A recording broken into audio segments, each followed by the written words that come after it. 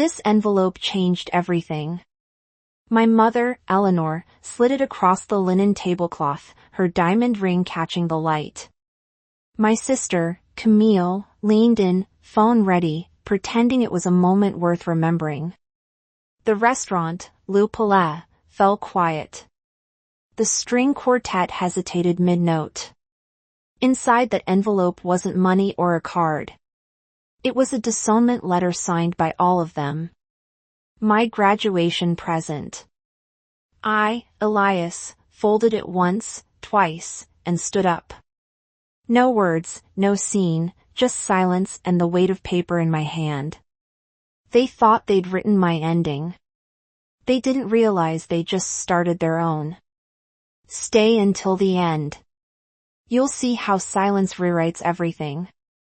Growing up, I learned early that love in our house came with performance metrics. My father, Arthur Beaumont, measured worth and return on investment.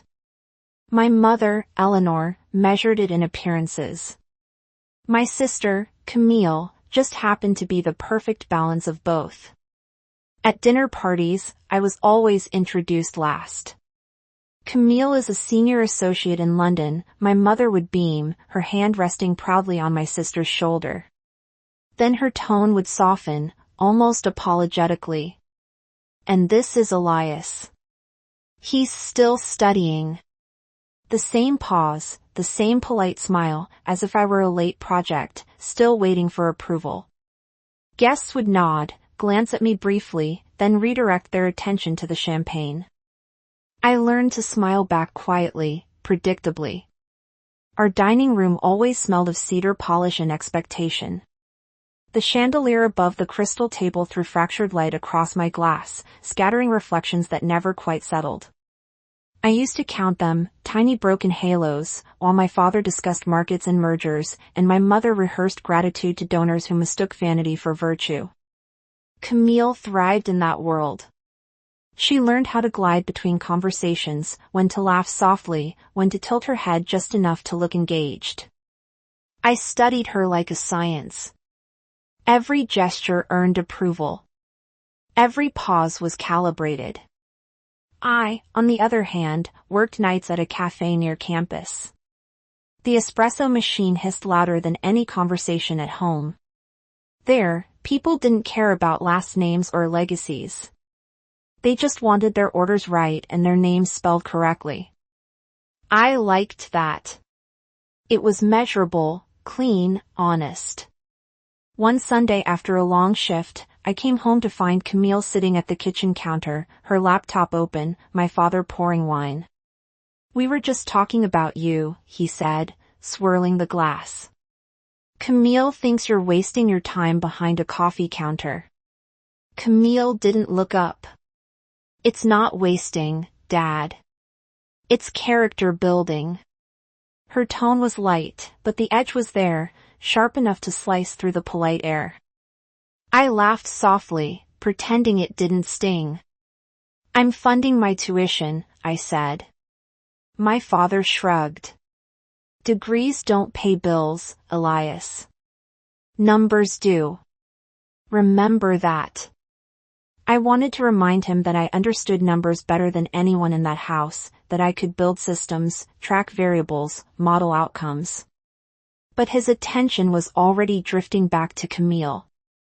After that night, I stopped trying to join their conversations. I just started watching, observing, collecting data in the quiet way that made sense to me. Still, there were moments I thought maybe things would change. Like when I earned a national research scholarship. I sent them the email, attached the press clipping, waited for something. My mother replied 6 hours later, so proud of you, sweetheart. We have a gala tonight. Can we post about it tomorrow? They never did. That was the day I understood something simple but permanent in my family. Attention was a currency, and I was always the unpaid intern in their empire. I remember the sound of the crystal glasses that night, how they clinked perfectly in rhythm, as if the house itself celebrated my invisibility.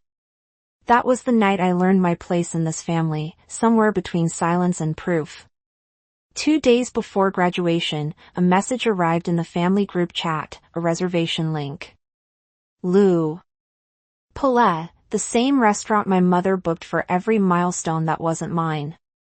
The message was simple. Pre-graduation dinner for Elias. Dress appropriately. No emoji, no warmth, just a formality wrapped in control. I clicked the link. My name wasn't even on the guest list. The host greeting read, the Beaumont family, Arthur, Eleanor, Camille. That omission wasn't a mistake. It was a statement. An hour later, Camille texted privately. Don't overthink it. It's just formatting. Formatting. The word echoed in my head. That was how they saw me. A variable easily deleted. That night, I sat at my desk, the city lights flickering against the window like static. My inbox glowed with unread notifications from investors, classmates, professors. Achievements, milestones, acknowledgements. None of it carried weight when the people who taught you your worth still measured you in silence. I scrolled through our old family photos, vacations, holidays, fundraisers, my mother's flawless posture, my father's rehearsed smiles, Camille's practiced charm, and me always at the edge of the frame, half lit, half seen. It wasn't new. It was just the first time I saw it without hope. The next morning, I received an email from the university confirming my speech slot at the commencement ceremony. My mentor, Professor Moreau, had nominated me for the Young Leader in Technology Award. She wrote, "This is your moment, Elias. Own it quietly." Quietly. That word felt like a lifeline, something solid in a world made of glass. I closed the laptop and took a long breath. The sunlight cut through the blinds in clean geometric lines. I started to notice how precise everything around me had become. The coffee mug aligned with the notebook, the papers stacked by color, the clock ticking at a steady rhythm. That was the first moment I realized my life wasn't chaotic. It was organized, just not by them anymore. I smiled. The kind of smile you wear when the proof has already been collected. The night before the dinner, the city hummed under the weight of summer rain. My apartment windows were fogged at the corners, the glass trembling with each passing tram. Inside, everything was in order. Papers aligned, screens glowing soft blue. I brewed a fresh pot of coffee, the smell cutting through the storm outside, sharp and grounding. My fingers tapped the keyboard in rhythm with the rain. Each line of data, every document filed was another quiet act of rebellion. I had stopped trying to explain myself months ago. Explanations were for people who wanted to be understood. Records were for people who intended to be remembered. So I kept records. Every scholarship form, every award letter, every line of code from my project, route flow. What began as a small research assignment had evolved into something real, a data platform that helped small logistics companies optimize delivery routes. Lucas handled analytics. Clara shaped the user interface. And I, the barista with an MBA, had written the core algorithm. It wasn't glamorous, but it worked.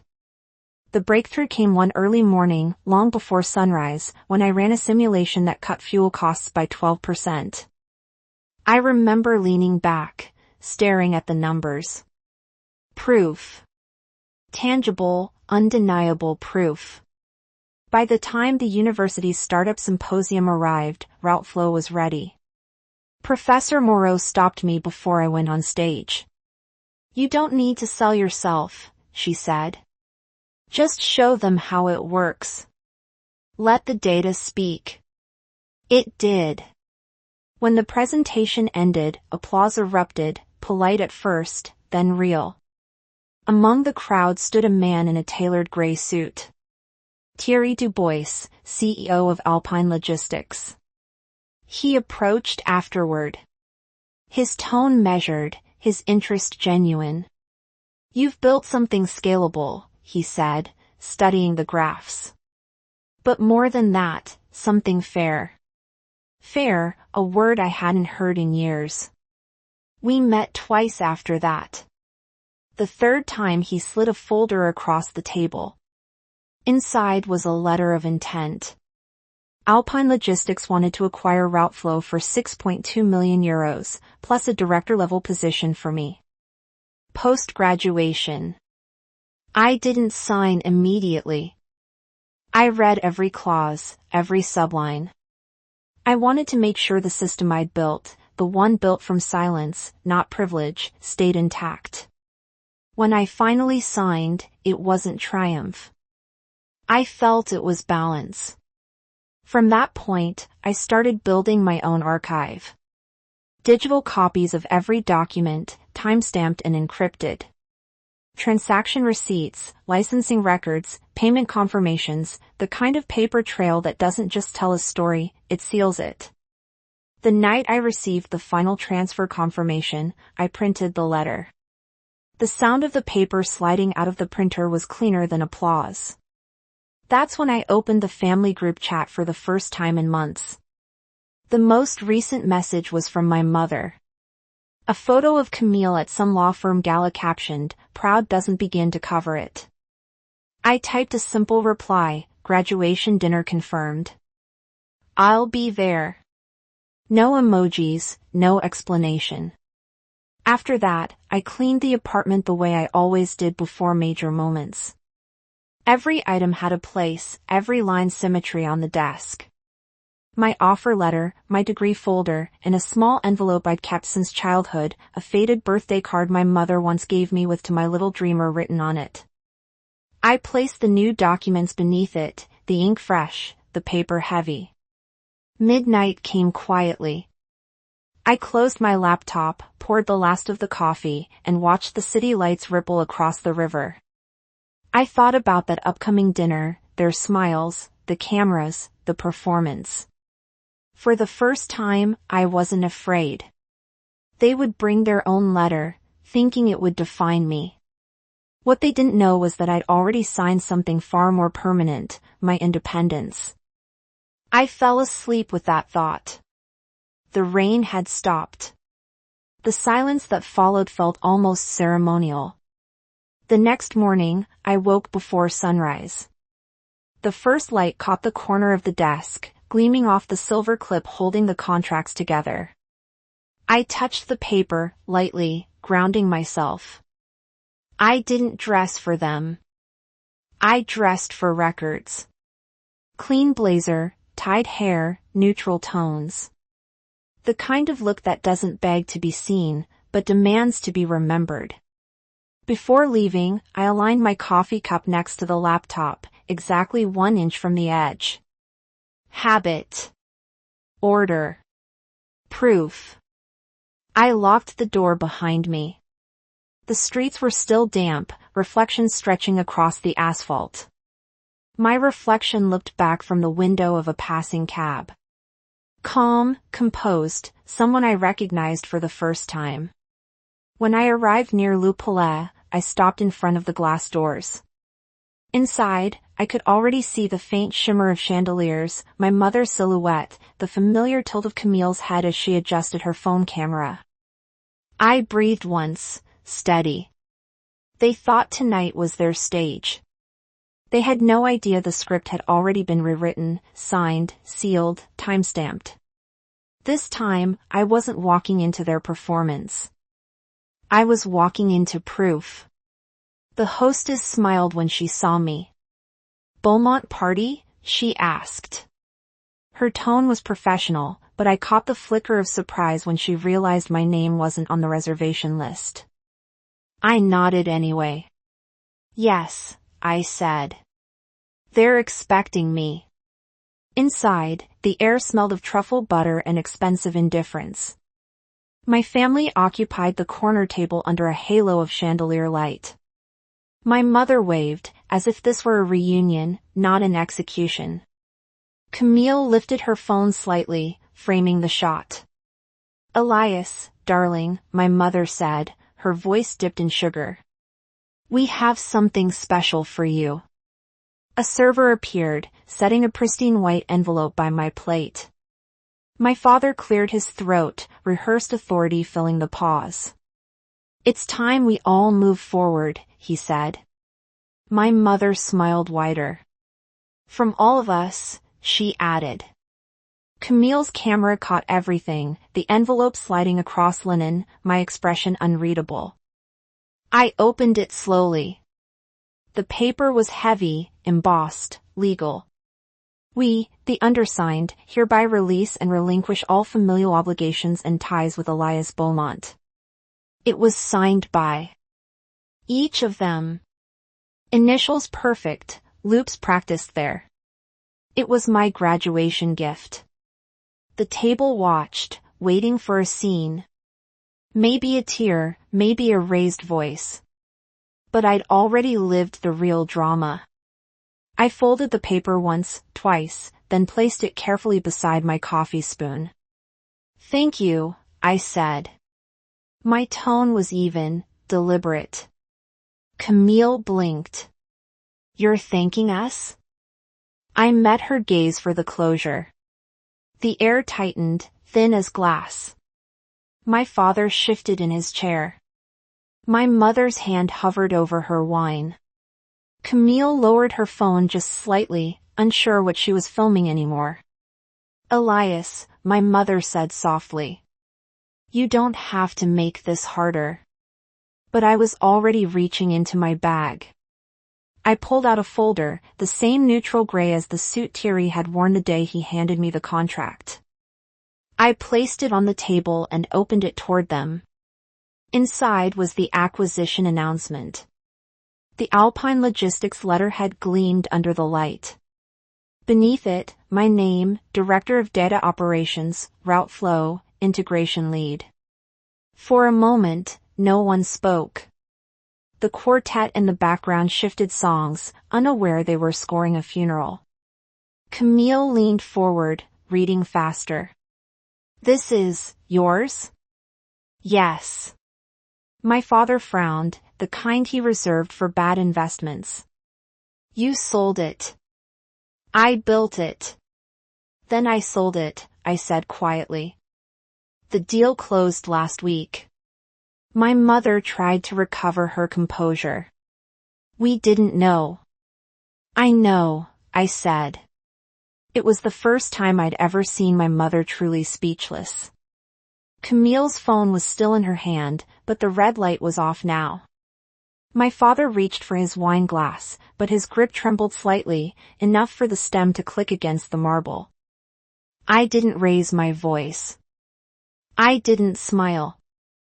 I simply stood. You can keep the letter, I said, sliding their disownment papers back across the table. I already have my own. The irony landed quietly, perfectly. Behind me, I heard Camille whisper something, maybe a plea, maybe a curse, but I didn't turn back. As I reached the doorway, the restaurant's soft piano filled the silence they left behind. I paused, one hand on the frame, the city lights reflecting in the glass ahead of me. In that reflection, I saw them still sitting there, surrounded by the world they'd built, bright, polished, empty. Outside, the air was colder than I expected. It smelled like rain and freedom. I checked my phone. New messages from Alpine Logistics. Notifications from press outlets already picking up the acquisition. Proof. All time-stamped. The envelope in my hand felt lighter now. Just paper and ink, nothing more. They had given me their silence years ago. Tonight I returned it, perfected. The night air felt sharper than usual, clean enough to rinse everything that clung to me from inside that restaurant. The city pulsed beyond the glass towers, indifferent and alive. I walked without rush, the sound of my heels folding into the hum of passing cars. Each step carried less weight. When I reached my apartment, the sky had thinned into early dawn. Pale light spilled through the blinds, painting quiet patterns on the floor.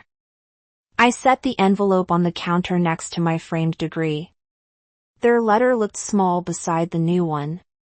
Alpine's offer, embossed, final, signed. 2 documents, 2 versions of my name. One they erased, one they couldn't. I made coffee as always, pouring it slow, steady. The cup clicked softly against the table. That sound had become my pulse, measured, controlled, alive. I didn't reread their letter. It had already served its purpose, a timestamp marking the exact moment I stopped asking to belong. Now it sat behind glass, flattened between achievements that couldn't be deleted. My phone vibrated once. A text from Camille. We didn't mean it like that. Can we talk? I stared at it for a while. The dots blinked, disappeared, blinked again. Then I turned the phone face down.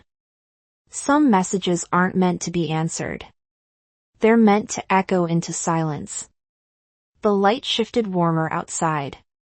The city stretched awake, delivery vans, joggers, the rhythm of another ordinary day. I opened the window, letting the air in. Somewhere below, a train screeched metal against metal, raw and honest. In the reflection on the glass, I saw a man who no longer needed to explain why he was standing there alone. I picked up their letter one last time, folded it neatly, and slid it behind the frame of my degree. Not hidden, just placed in order.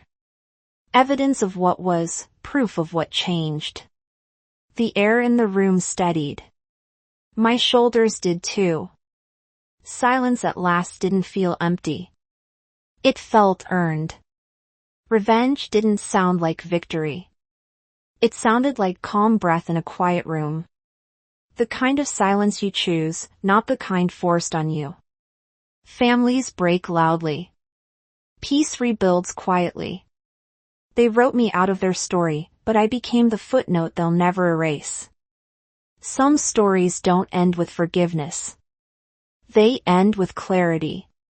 If you've ever been the quiet one in the room, the one everyone underestimated, this one's for you. Watch till the end because sometimes silence isn't surrender, it's strategy. And the calm that follows.